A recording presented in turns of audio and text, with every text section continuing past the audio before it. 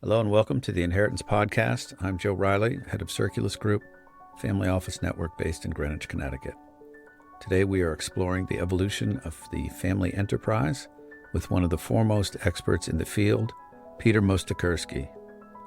As the CEO of Family Office Exchange, Peter sits at the center of a global network of over 400 ultra-high net worth families, and in this interview we break down the 5 stages of family office growth, from the early stage business family to the advanced enterprise.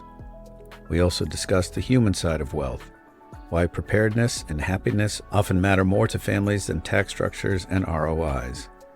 Peter shares some fascinating stories from his 13 entrepreneurial years in China and his time spent building the Dalio family office, offering a rare look at how the world's most successful families transition from managing a business to managing a legacy. Please enjoy my conversation with Peter Moustakerski. This podcast is for educational and entertainment purposes only. Anything said by the guests or host should not be construed as legal or investment advice. Thanks for listening. So, where were we? Your background before the candy company?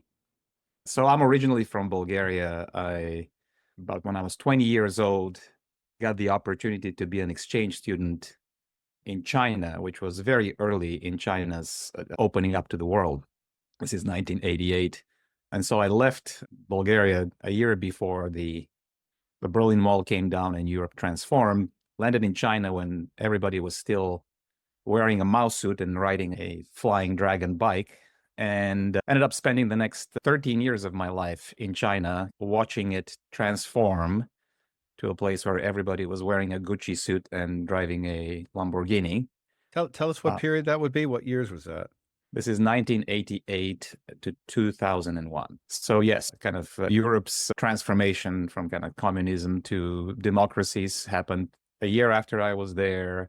The Hong Kong and Macau handoffs happened a few years into my stay. And yeah, so it was pretty amazing 13 years. So that was formative.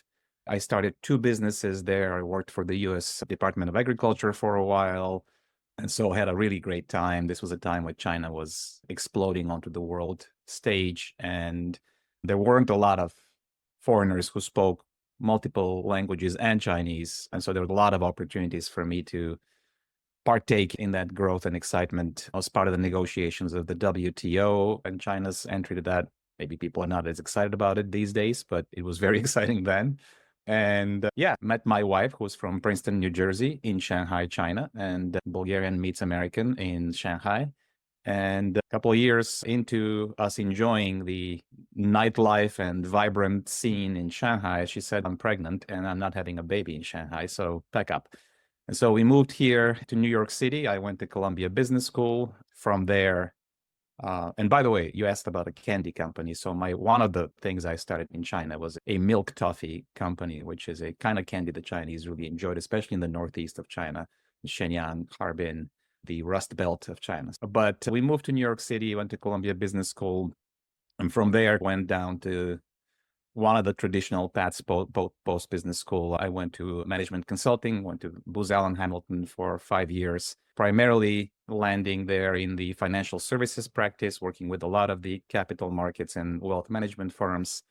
And 5 years into that, a client of mine, UBS, said, "Why am I paying Booz Allen all this money where I can double your salary and I can pay less? So why don't you come in here and start the strategy group at UBS Wealth Management?" So I did that for several years into the 2008-9 financial crisis. And as that was unfolding, of course, UBS was significantly impacted at the time. All financial institutions were. What did the strategy group do? It was a pretty broad spectrum of transformational activities. So it would be anything from rethinking the footprint of branches, the complexing of branches and how teams are organized to serve clients, wealth management teams. It could be projects on revisiting, reinventing, redesigning financial advisor compensation, all M&A. At the time, we had a couple of transactions where we were acquiring or selling branches or firms. So all of that kind of fell in under the strategic transformation strategy group that reported to the CEO of the wealth management business. So it was in that time that I got a LinkedIn message on my then BlackBerry that I almost deleted and it was enterprising recruiter who was using LinkedIn at a time. We're talking 2010, where LinkedIn wasn't quite the thing it is today, and was saying, hey, we think your profile is right for this family office for the founder of this company called Bridgewater. And I was like, almost deleted it. What's a family office and what's Bridgewater? And after 2 days of intense research, I was like, holy cow, I think I should answer this. And a few days later, I came in for my first interview, and a few months into that process, I had the privilege of working with Ray Dalio and his family to help build their family office, which at the time was just starting to take shape and obviously has since become really respected, philanthropic, and recognized institution. And so that was my entry into the family office space. We became members of Family Office Exchange, Fox.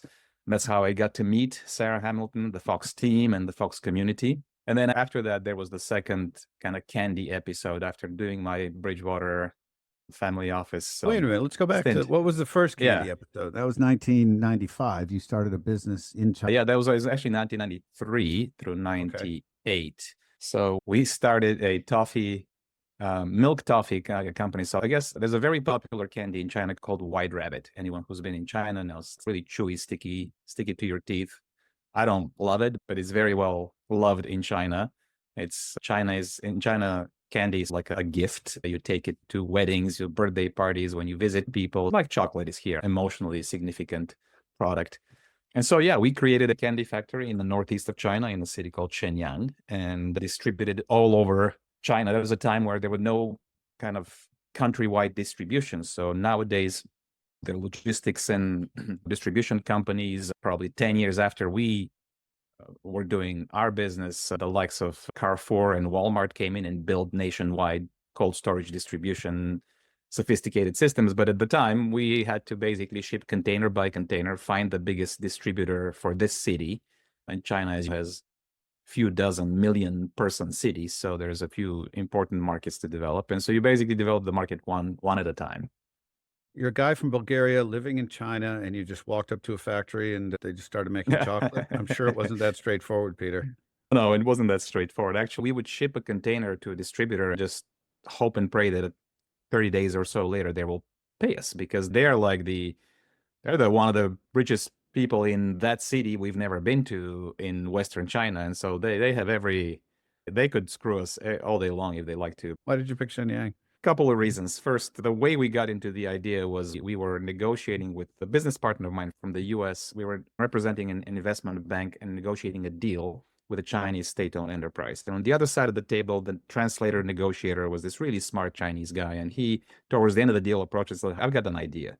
And he's from Shenyang. All the candy in China is produced in Guangzhou and Shanghai. And most of the consumption of candy is in the Northeast and like north of Beijing.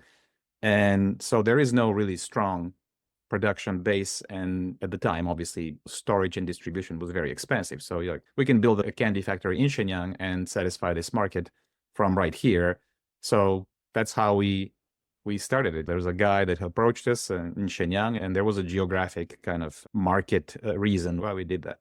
We called it cowboy candy, and both my business partner and I dressed like cowboys. We wore real Stetsons and cowboy boots and would go around town and supermarkets. Actually, there weren't even supermarkets at the time. They're department stores.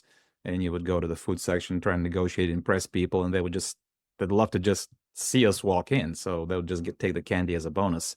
We would even take flights from different cities, and we would get up and basically distribute the candy to everybody, because at the time, only the most wealthy, influential people in China would take airplanes anywhere.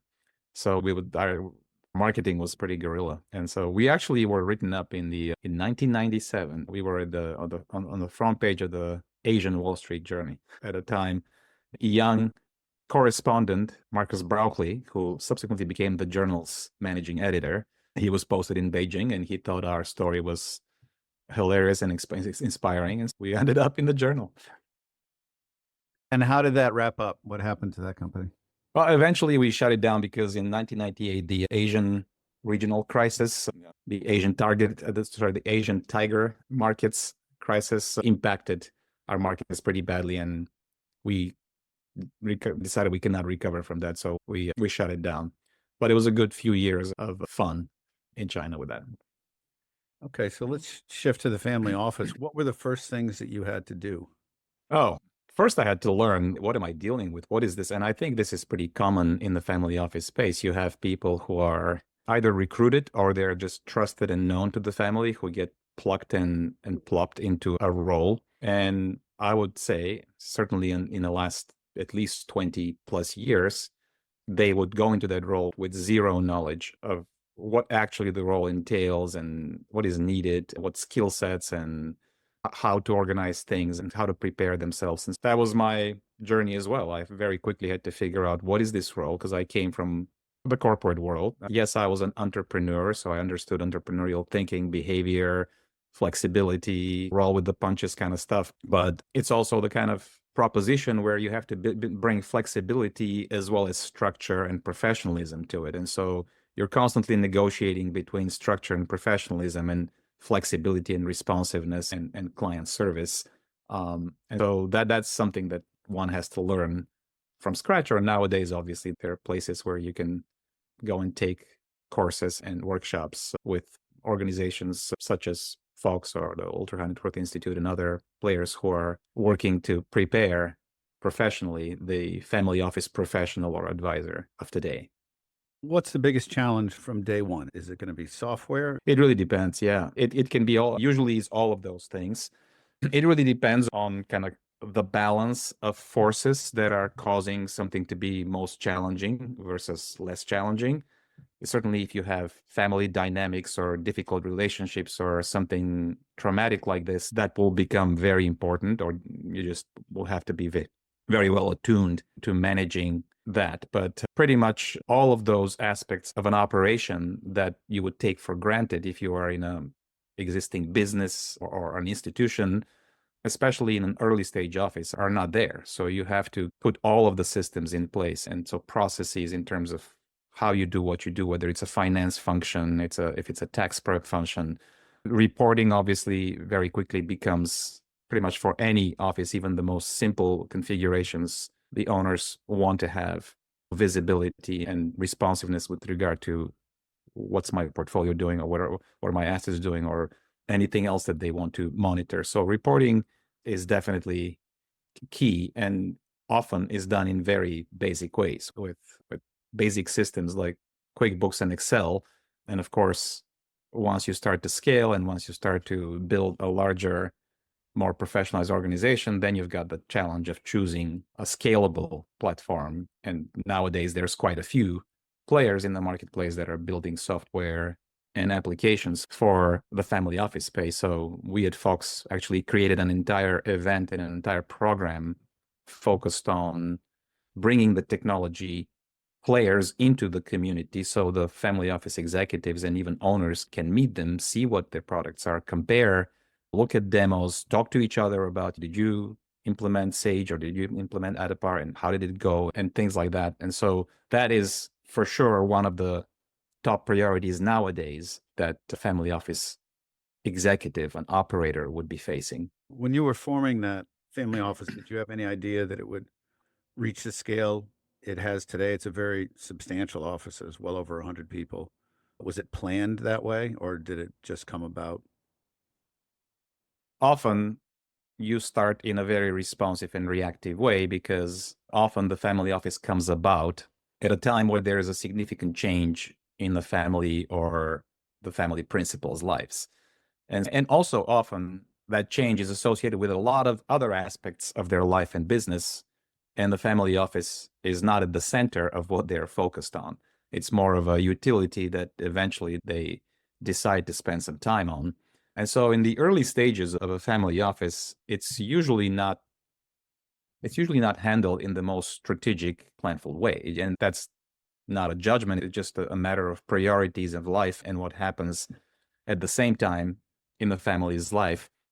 And it's only as it gets more established and it starts to have a functionality and starts to deliver value, especially if it starts to scale in how it delivers that value to the family, then usually you start to think as an owner and as a team strategically, okay, what should this capability really be? the capability being the family office. What should it look like? What the scope of service should it offer to the family? How it should be organized? What should be insourced versus outsourced? Should it serve the entire family, even if it's a large multi-branch family? Should it only serve certain branches? There's a lot of considerations that come about as the operation begins to mature. So tell us the history of the Family Office Exchange. How did it come about? I discovered Fox as a member about 15 years ago when I was at the Dalio family office. And we became members for a very simple reason, because our principal, Ray, like many principals out there, I would say two reasons. One is our principal said, I need information, data, and independent resources to make decisions. Like there's no data, there's no infrastructure. It's not like any other industry where there's industry sources and there's scaled libraries of data and established metrics and signals that you follow to benchmark yourself and to measure how you're doing. That did not exist, certainly didn't exist 15 years ago in any major way. And to some extent, it's still a challenge today. And family offices are probably the largest challenge, is that it's a very isolated situation that you are in, both as an owner principal, as an operator, professional, executive. Some of this is by choice because of the privacy and the preferences of the family. And some of it is just the way these family offices come about. They come about to the side of everything else. And they are very challenged, and we were very challenged at the time with knowing, are we doing well? Are we paying our staff appropriately? Are we using the right tools? Are we spending the right amount of time on things? Are we talking to the right people? Are we using the right vendors? All of that was a bit of a mystery, and it was all being discovered through personal connections here and there in very sporadic ways. And so one major reason was our principal wanted to have independent, clear metrics. I and the rest of us in the team, but certainly when I came in from the outside of that world, I came in from a corporate world, and I realized I really don't know as much about this space. And so I need peers to talk to. I need people who are in the space somehow. And I found that in Fox and in the Family Office Association and a few other groups that we were close to and part of at the time. And so Fox, to go back, Fox has been around. We celebrated our 35th anniversary last year. So Fox was founded in 1989, I guess the year I was in Beijing and the wall was coming down in Europe. Sarah Hamilton was founding Fox. I think she had seen in her work at Harris Bank for a period of time the formation of, or the rise of, private wealth following a series of LBO transactions and other private transactions back in the 80s. And she's seen those clients come into the bank and looking for guidance, advice, and she's realized that isolated nature of their situation. And I think obviously she tells the story a lot better, but I think she tried to convince Harris Bank to do it and they did not want to do it. So she basically picked herself up and founded a company to create a community, a platform for these private families and their either investment or operational teams who are helping them deal with this wealth, usually post-liquidity, and form family offices and run family offices. And so Fox was established as a network to meet your peers who are otherwise not very public or not easy to discover, and in a safe, non-commercial, discrete environment that is not trying to sell them anything or to gather their assets or in any other ways have any other agenda, but just create a platform and a community for sharing peer learning. And I think it blossomed very quickly and became really the place to go if you're considering or you are in the family office space. And I think the other thing that was smart is that I think the community in the company was founded and continues to this day to have a pretty clear mission and orientation toward not just networking and being together, which is really important, but you would argue lots of communities also do that and others have sprung up to do that. But partially because I think Sarah was an educator early in her career, it had a very strong orientation towards learning and educating. And so everything that in the early years of growth, Fox put forth workshops, the actual forums and activities that members would gather together for the research studies. They were all very much education and learning oriented, so that as a professional or as an owner, you could really enrich your knowledge. And the orientation and the DNA, the mentality of the company and the community is very much, I use the term jobs to be done in the Clayton Christensen's kind of jobs theory context. Everybody in our community has a job to do, whether it's an owner, like at the time Ray was trying to establish and build his office. I had a job to come in and figure out how can I play the role of a CEO, COO at the time. If you're an external advisor serving families and family offices, you have a job to do. And Fox's orientation mentally is really helping our members get the job done, get their job done. Yes, we network. Yes, we sometimes co-invest together. Yes, we do other things. We become friends. We become board members of our respective institutions or companies. But the main reason we come into the community and what we take and what we give into the community is knowledge so that others can get the job done and they can be successful at what they're trying to do. How is this different from a strict peer-to-peer network? I think every community is different. If I look at some of the organic networks that are springing locally, sometimes it's common for one or two family office executives who have met somewhere to say, hey, I know 2 other people, 3 other people, let's start meeting once a month for lunch or breakfast. And that's the kind of the most organic small scale. And then there's variations of that. I think that's wonderful. And this kind of connection and exchange, organic exchange, is what you would expect from any networking organization. I think what Fox has layered on top of that is a bunch of capabilities that really supercharge the learning. So we have programming calendar throughout the year that gathers the community across different topics and different realms of knowledge. So we have 4, we call them forums, large conferences a year, 1 investment-oriented, 1 operations-oriented, 1 technology-oriented, and 1 focused on the family needs and the family journey itself, so family member-oriented. We have 20 to 30 webcasts, educational and current events and technical throughout the year. We built an entire education division within Fox, which all it does is create and deliver educational courses. They range from 2 to 3 day technical courses in terms of educating wealth advisors or educating family office executives or family office staff, to also educating rising gen or family members in the roles they need to play. And then all the way to virtual technical topics like how to be a good trustee or how to be a good beneficiary or how to think about and potentially pursue a private trust company if that's the right thing for your family. And then all the way to, in the last 2 to 3 years, we built a library of e-learning courses, which our members and non-members actually can take them on their time asynchronously from anywhere in the world. So education is built into not only into our mentality, but it's actually a core of what we do.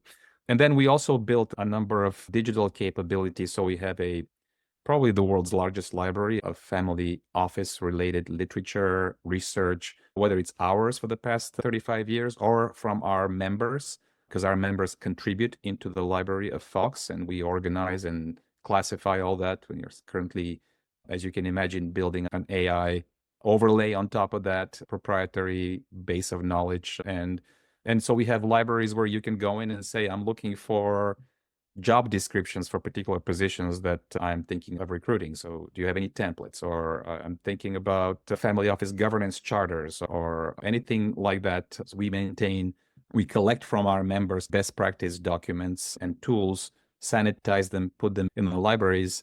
And we also do the same thing with members' recommendations for vendors. So if someone says, I'm looking for divorce lawyer in California, and someone says, here's someone I've worked with, they're excellent. We capture all that information, put it in our systems, and we have lists and libraries of recommended members.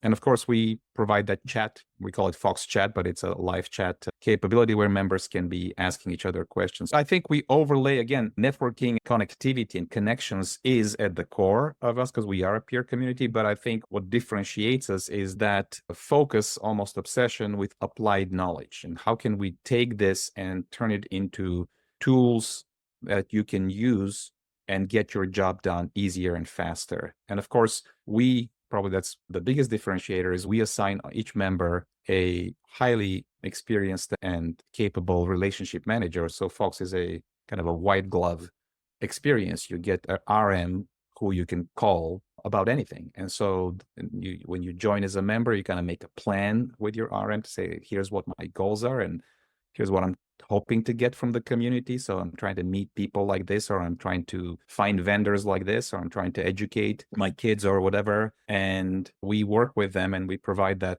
high touch service, again, in service of their journey and in helping them get the job done and be successful at what they're trying to accomplish. There's only a handful of groups like this in the world. What is Fox as a business? So we're a privately owned, family-owned company. We always have been. We are small. We are not a large company. We have about 40 or so people on our staff. We are about 80% or so of our members are in North America, and about 20 are globally. Although those lines are blurring because we have American families that are going out in either Asia or Europe or the Middle East and setting up operations. And we also have global families coming and setting up either core or satellite offices in the US. Most of our legacy member connections are the US and Canada, with a strong and growing exposure to Europe, Latin America, and nowadays Asia and the Middle East. We established a China chapter last year, and I ended up going to China for the first time after 23 years, which was an amazing experience. With the cowboy hat?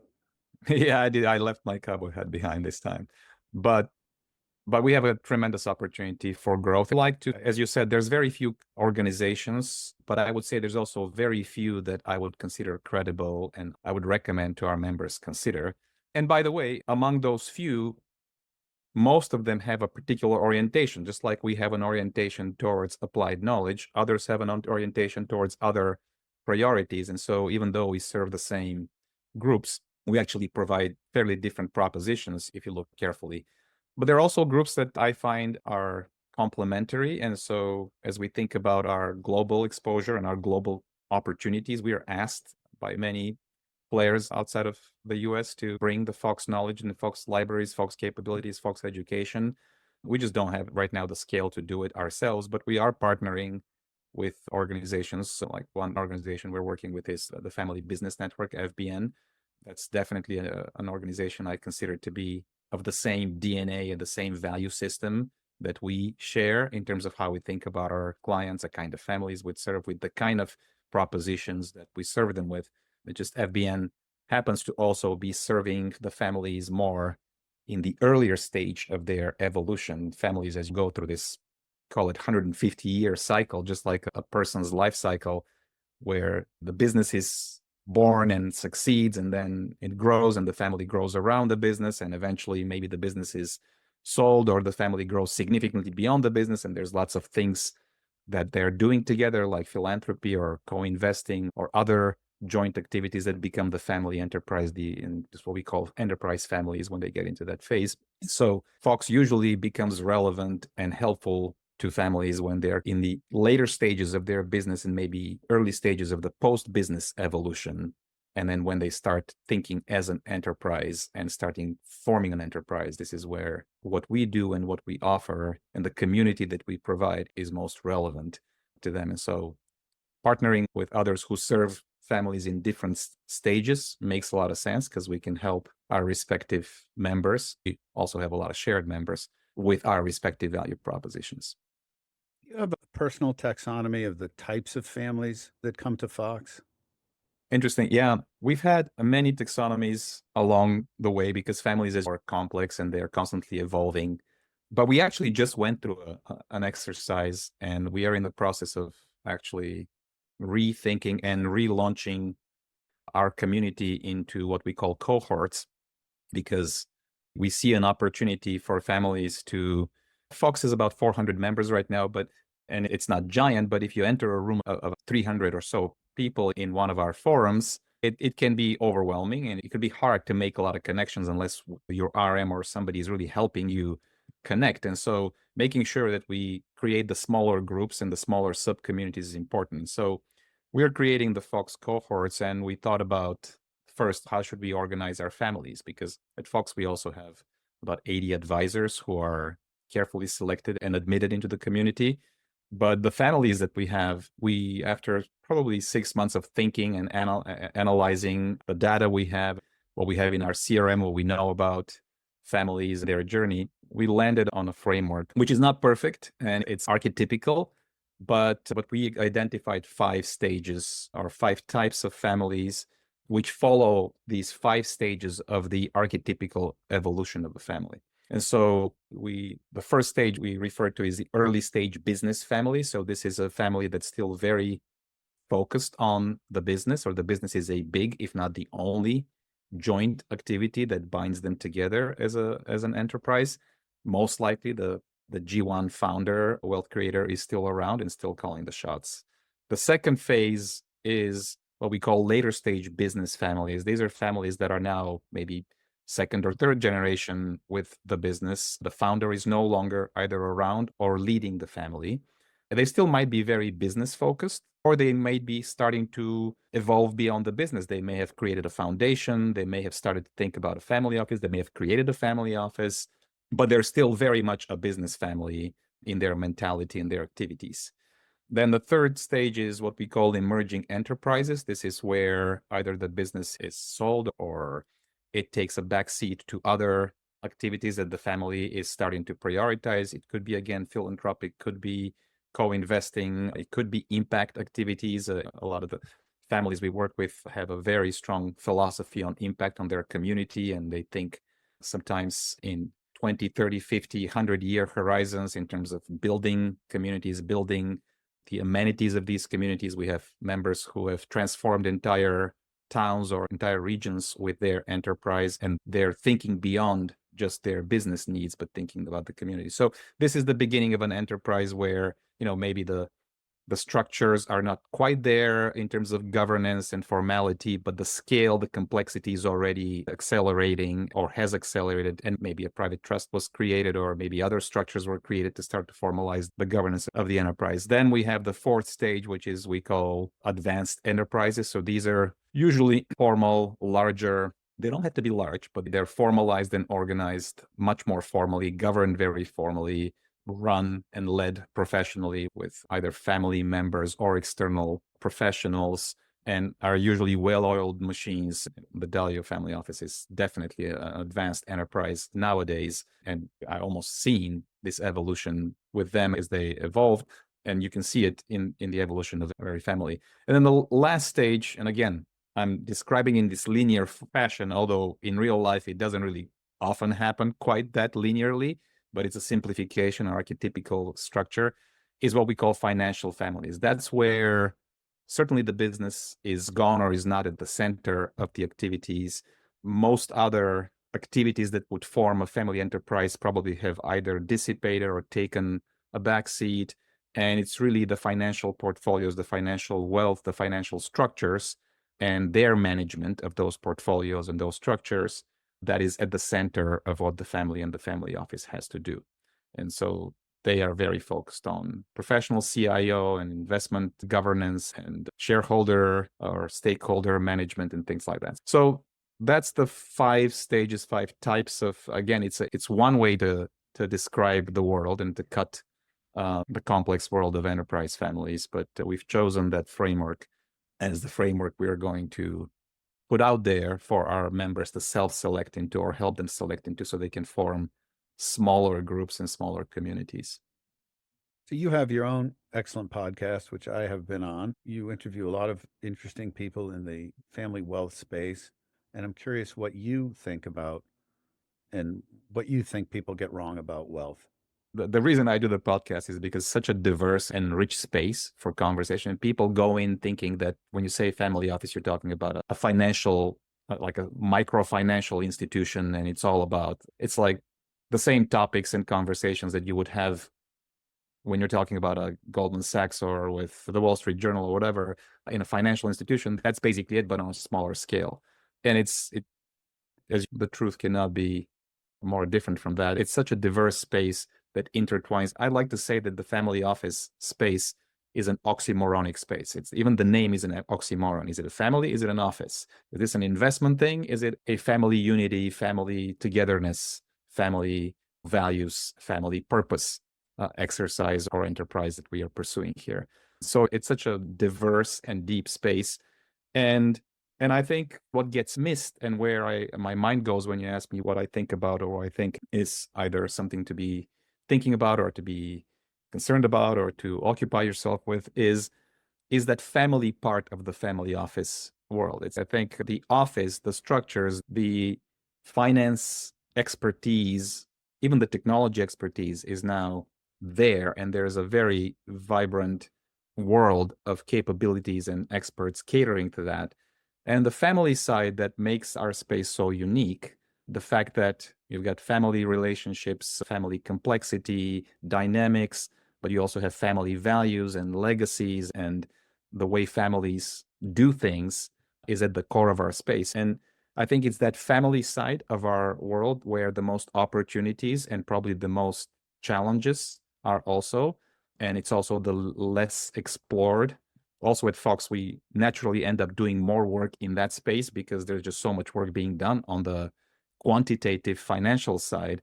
And often once people figure out how to do the investments or technology or the outsourcing of things, it becomes about the family. And so the conversations become about, wait a second, are we making decisions well? Are we clear about our purpose? Are we carrying our values forward? And so those qualitative human capital, social capital, spiritual capital aspects of the family space are the ones that are very potent and underexplored, and I think will be increasingly at the core, maybe will become the core of our field and our profession.